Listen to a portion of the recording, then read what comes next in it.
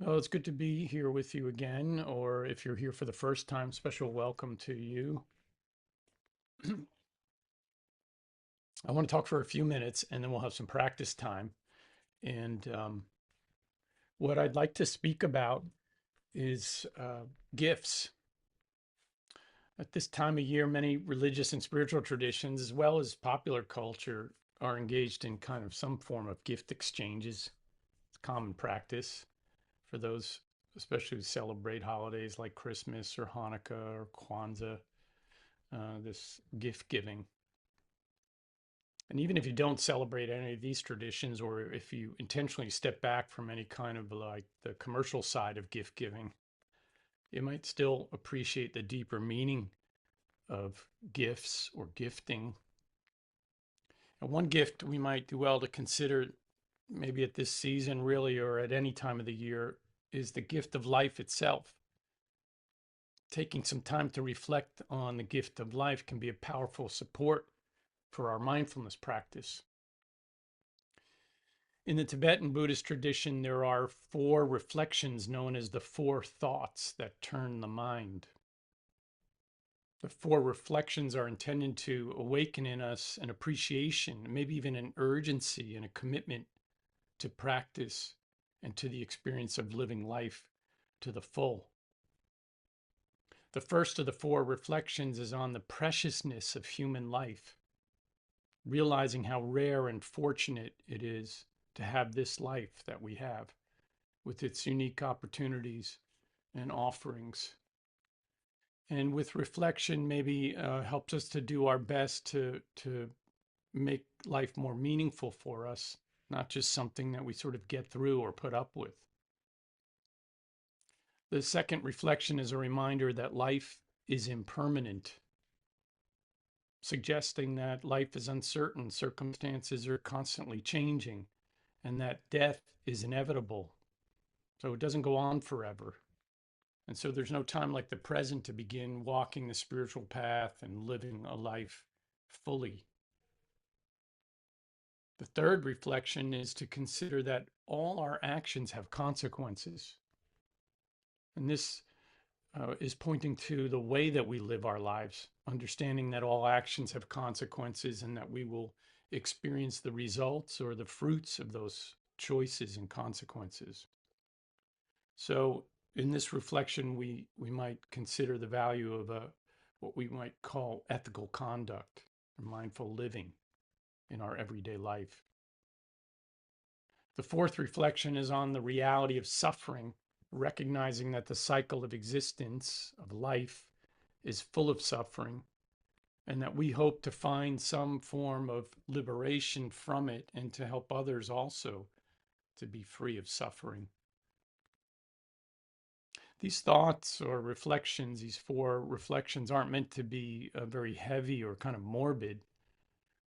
They're meant to energize us, to wake us up, and they might help orient the mind and the heart toward what really matters in our life.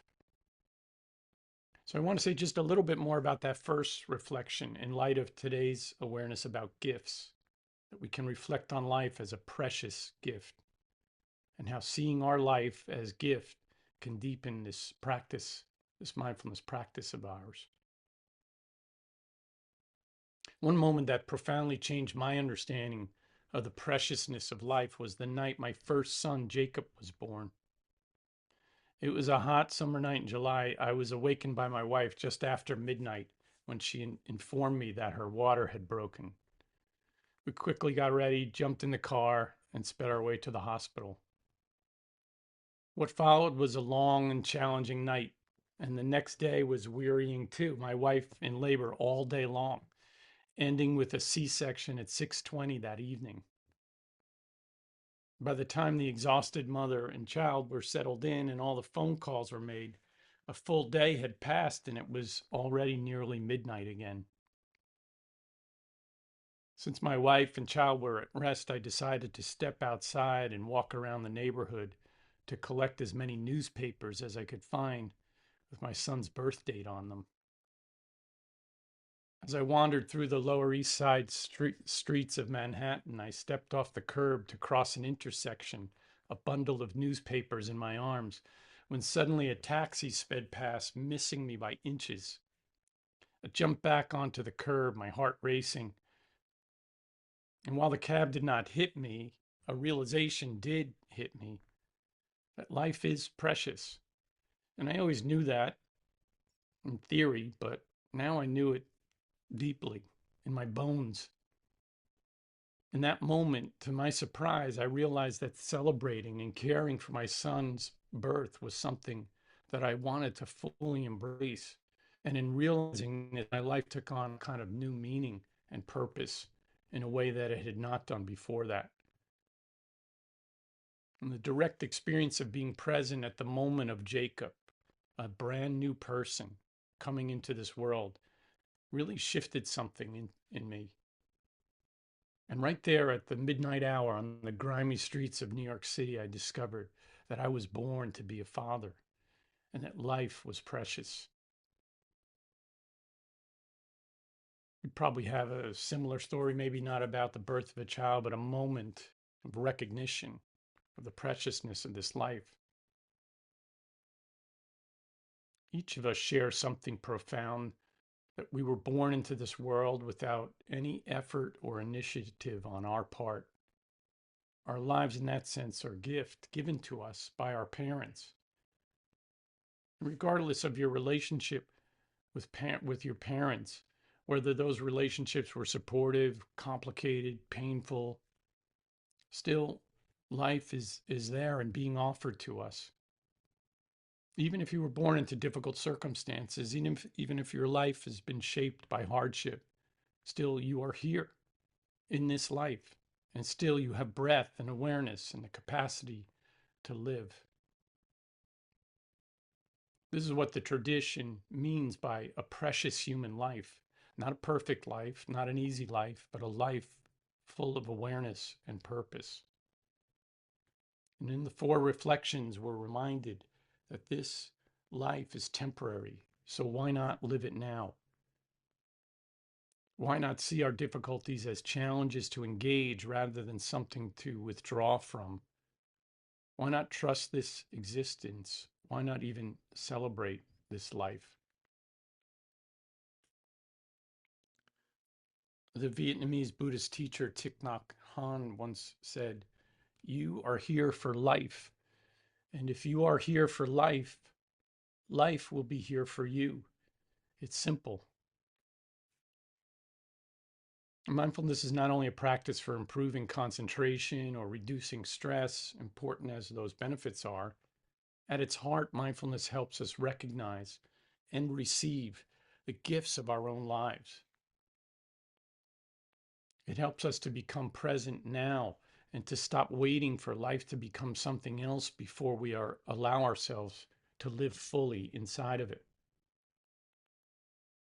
And so mindfulness it invites us to meet life as it is, this breath, this body, this moment, without postponement.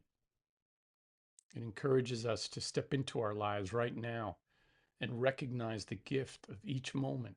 And the practice can help us to do that more deeply. So let's practice together. Let's take a few moments, maybe, to start by settling in and to sit in the awareness, allowing the breath and the body in this moment to remind us of the preciousness of this one human life.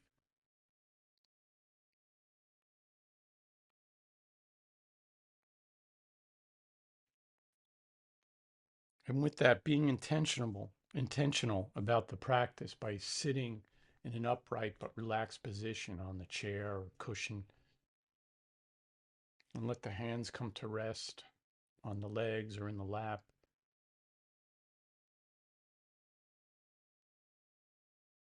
Lowering the gaze or closing the eyes so that there's a sense of settling.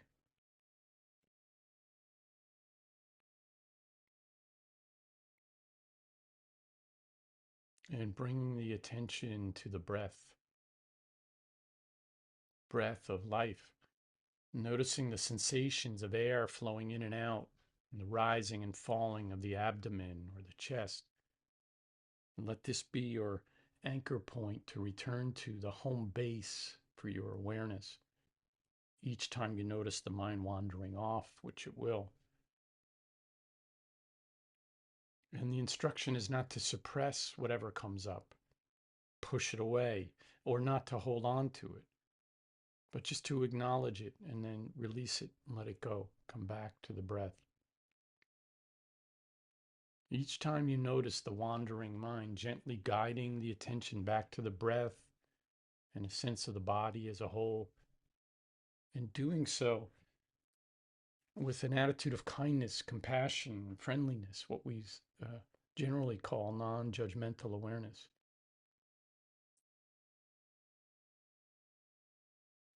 So let your attitude be one of patience, curiosity, welcome for whatever shows up in this life, in this moment.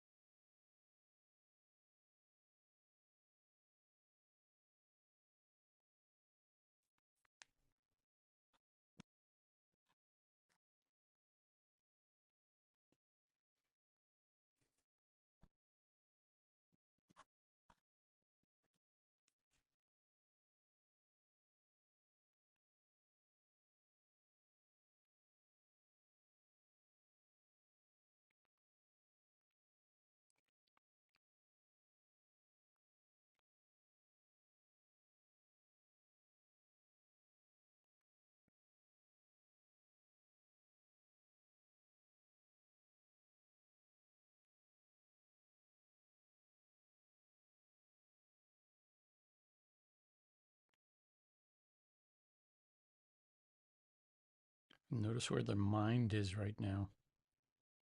And if it's been carried off into the past or the future or caught up in a storyline, then do your best to just release that. Whatever it is, it doesn't matter. Treat it all the same. Even if you know you're on the brink of this a great discovery that could change the world. For now, just let that go. Or if you're caught up in a past experience, a difficult or painful experience, and you're pulled into that now, remembering it, just let that go too. Whatever it is, even if it's just a to-do list that you're mentally listing in your head, let that go and come back to this moment, allowing the breath and a sense of the body present here in the moment to be the guide back to the present. And all those other things can wait. You can come back to them. They're important and work on them at another time. Here we're practicing non-judgmental present moment awareness.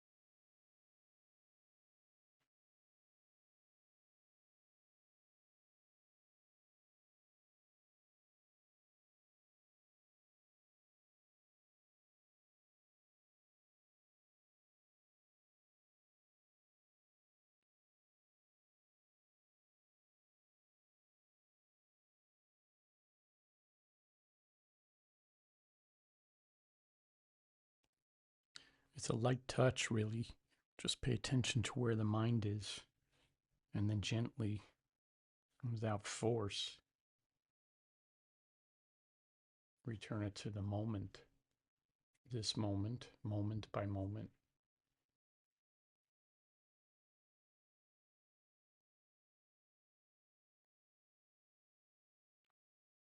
As we do that, it confirms, it affirms that this moment matters.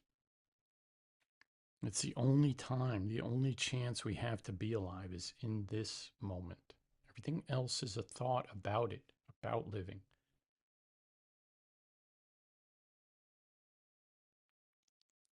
But to choose to be present in the moment as each moment unfolds is an affirmation of being present for life as it is.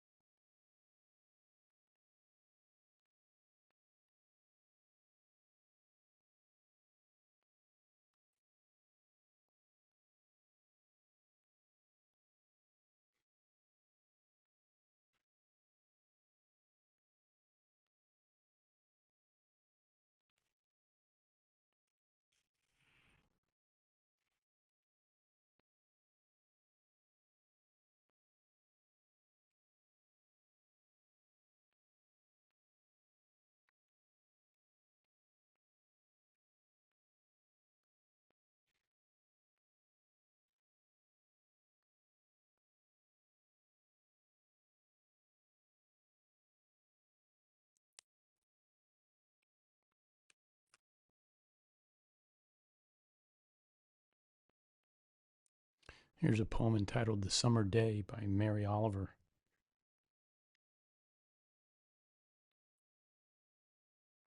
Who made the world? Who made the swan and the black bear? Who made the grasshopper? This grasshopper, I mean, the one who has flung herself out of the grass, the one who is eating sugar out of my hand, who is moving her jaws back and forth instead of up and down, who is gazing around with her enormous and complicated eyes. Now she lifts her pale forearms and thoroughly washes her face. Now she snaps her wings open and floats away.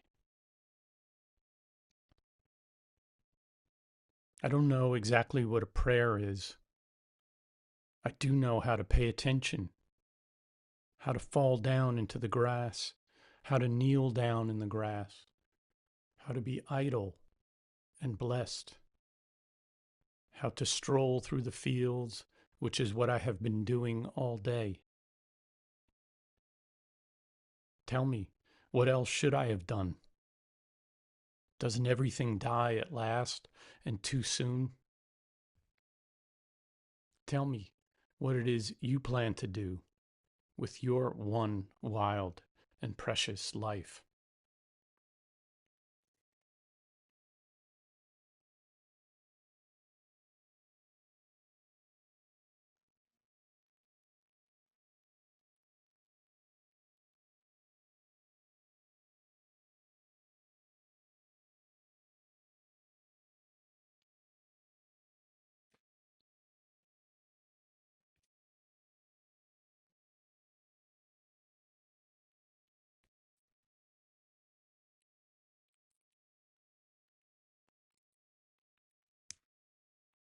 Gently shifting now from this relative stillness and maybe moving around a little bit, opening the eyes if they've been closed or raising them up.